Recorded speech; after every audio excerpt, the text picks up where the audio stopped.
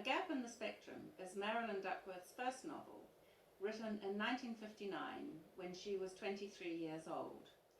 It is a novel whose strange and quiet compulsiveness entitles it to a very long reading life.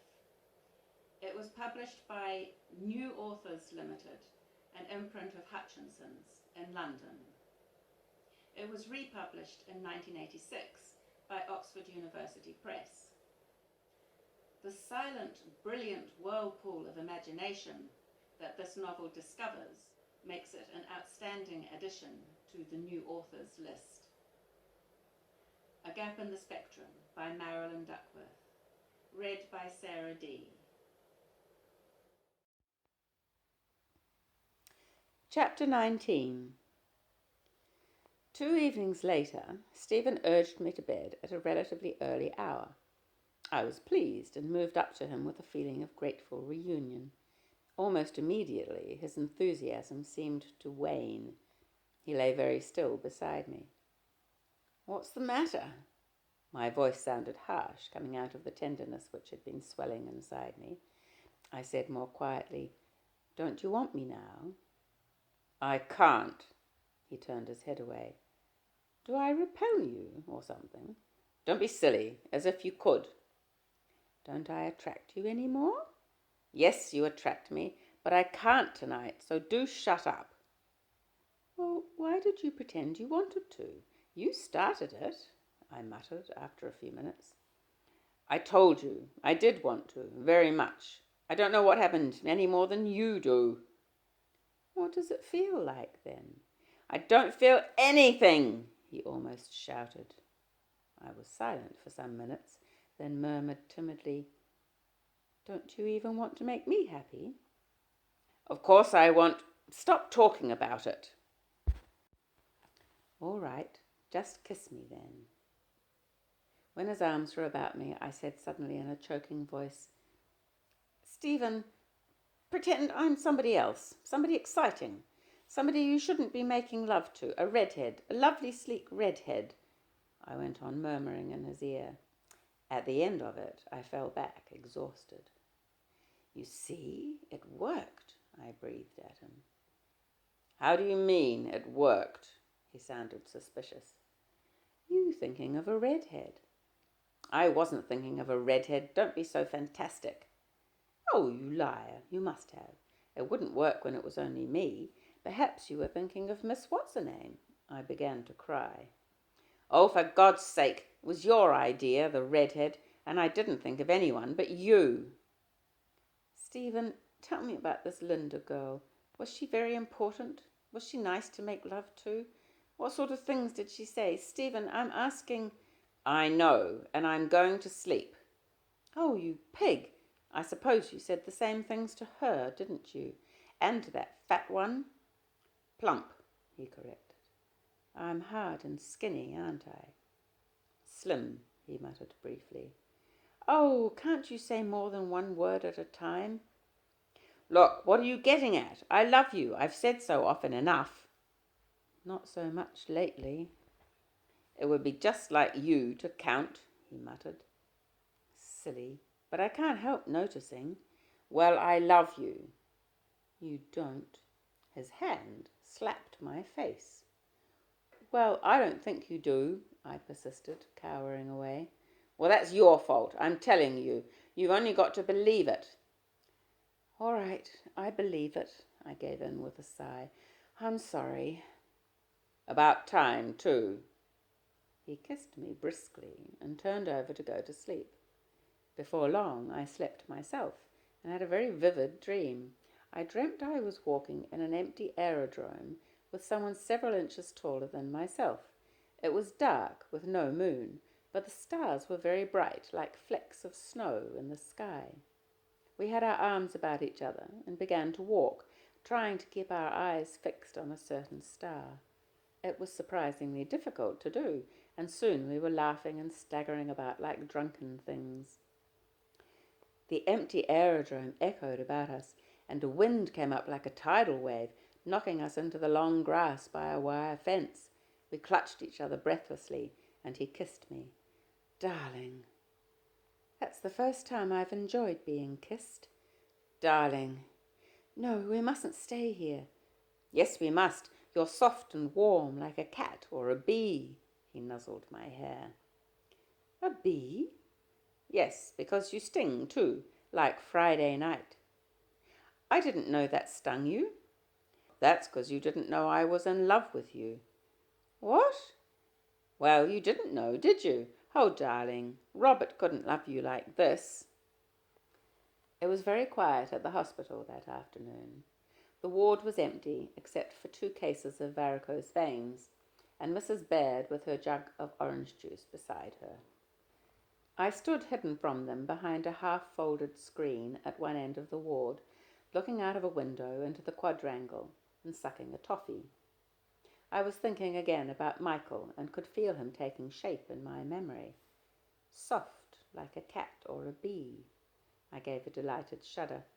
I had been plumper then. Supposing I went back to New Zealand, would he be waiting for me, as he had promised in my dream? Probably not. Anyway, it was too late now. Stephen had cancelled my passage, and they were so difficult to get at short notice. Besides, I didn't want to go back. I didn't want to leave Stephen. That was the last thing. I reproached myself in horror. All I wanted, I realized this suddenly, was to make Stephen jealous. If I could only arouse him to some kind of emotion, as long as it startled him from this lethargy, perhaps the spell would be broken, and he would be cheerful and impulsive again. I would almost be pleased if he were unfaithful to me. At least it would arouse remorse. I shuddered. No, it was hardly worth it. But what could I do? It was getting worse all the time. I jumped as a high voice spoke behind me. I've been taking Mrs. Dean for a walk, nurse, in the grounds. Sister said I could. A pair of delighted bird's eyes sparkled above the red dressing gown. And look how my hair's growing. She began to unwind a scarf from her head. Yes, I saw it yesterday, I smiled encouragingly. When do you think I'll be going home, nurse? Her smile suddenly faded. Doctor keeps saying, wait. We've got to be sure, he says. They've taken half my brain away already. I can't concentrate on knitting patterns like I used to be able. I was ever so quick at them. And I want to see my Angela. Poor little girl, without her mummy. Her voice quavered. I'm sure you'll be going home soon, I said quickly. You're doing so well. Do you think so? We only adopted her a year ago, and now she hasn't got a mummy again. Her face crumpled and ran with tears as she clutched onto my hand. Tears of sympathy came to my own eyes, but I forced them back and reassured her unsteadily. I felt tired all at once. I was so unhappy myself, and here I was having so many other people's unhappiness thrust upon me. Was it the same for everyone in this world? Then how did they bear it? I withdrew my hand gently and listened to her thin sobs subsiding. Stephen was marking spelling books when I got home. I got fish and chips, I told him, stepping into the room. Good, I only had an egg for tea. He seemed in a better mood, so I talked on about my day at the hospital and let him eat more than his share of the chips. It was only after we had gone to bed and were lying in the light from the street lamp that my doubts returned. Stephen? Yes, I was just about asleep. This Michael I was telling you about. Do you mind him being in love with me? No, why should I? I wouldn't like anyone else to be in love with you. Why not?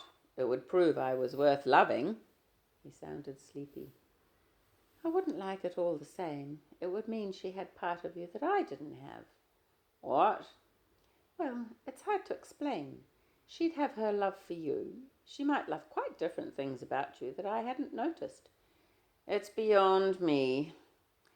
Well, I just thought you might mind. Michael, I mean.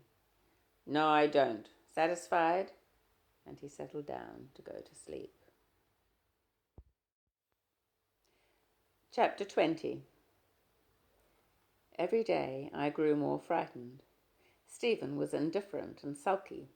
I found myself talking a lot, especially late at night, and I would ask Stephen questions at intervals to see whether he was listening. He was always able to make satisfactory replies, and yet I suspected him of not paying much attention to the things I was telling him.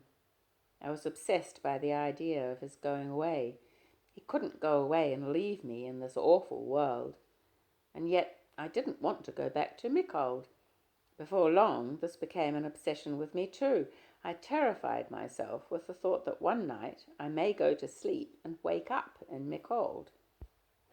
I dreaded each night as it approached. Darkness was a good breeding ground for my dread, and the room in shadow would grow sinister as I watched it over the fold of the sheet. I told Stephen I had been having nightmares, but he refused to take me seriously. One evening I was really afraid to go to sleep, so afraid that I wouldn't go to bed. I was convinced that when I woke up it would be in a world without Stephen. "Let's go to the pictures," I urged him. "But it's 8:30. Why didn't you think of it sooner?" "It's supposed to be funny," I persisted. "Oh, I don't want to go out now," he sounded martyred. "Please, darling, I want to forget everything for a while." "Read a book or something," he suggested. "No, that doesn't work." "Oh, all right, I'll go on my own." "No, you won't." We argued about it for half an hour, by which time it was too late to go anyway. Saying I was going for a walk, I slammed the door and ran down the stairs to the street. The evening was cold on my bare arms, and the darkness crept over me in chilling waves. I walked quickly on the even pavements, hearing my footsteps echo on the other side of the street. I didn't know where I was going. I didn't know Reigate very well. I half expected Stephen to follow me, but the street behind me was still empty when I turned the corner. I had walked for some distance when I came to a church, a small building with the door opening onto the street. The heavy round catch squeaked as I turned and pushed it away from me. Inside it was almost colder than the street outside. The shadowed pews filed away from me to a simple little altar. It seemed strangely naked. The whole place was bare in comparison to the church near Cadogan Square. Even the smell was absent, the funny, mysterious smell. But the atmosphere was there. I could hear it breathing about me like some big, invisible animal. As I stood there, it seemed to grow louder, heavier, as if it were waiting to pounce. Goose pimples ran over my arms, and I leapt for the door. I was running up the street, crying and coughing, and I could feel my face drawn up tight with terror. Under a railway bridge, I stopped, panting, and leant against the damp bricks. A train was passing noisily overhead, and by the time it had passed, I had stopped crying. I began to walk home. I hurried, suddenly afraid that I was lost, but it seemed no time before I reached the familiar concrete gateposts. Stephen was asleep. I crossed to the table, rubbing my cold arms, and switched the table lamp on. Still he didn't wake. He had been reading a mystery thriller, The Golden Eye, and it was lying under the lamp. I sat down and began to read where he had left the book open. It was a story of sordid, perverted crime, and I turned the pages in fascinated horror. I was still reading, the lamp growing pale against the daylight, when Stephen woke up. "What the hell? Haven't you been to bed?" "No, I was reading." "You've got to go on duty this afternoon." "I know." "You'd better get some sleep instead. Maureen'll ring up and say you're not well." "Oh no, I'll go. I don't feel tired." We had a silent breakfast, and Stephen left to catch his bus. I lay for a moment on the unmade bed to finish my book. The rag and bone man was calling in the street below. A funny, eerie call it sounded to me in my sleepless state. I listened harder to make out his exact words. It didn't seem long before I woke. I sat up, smiling rather foolishly.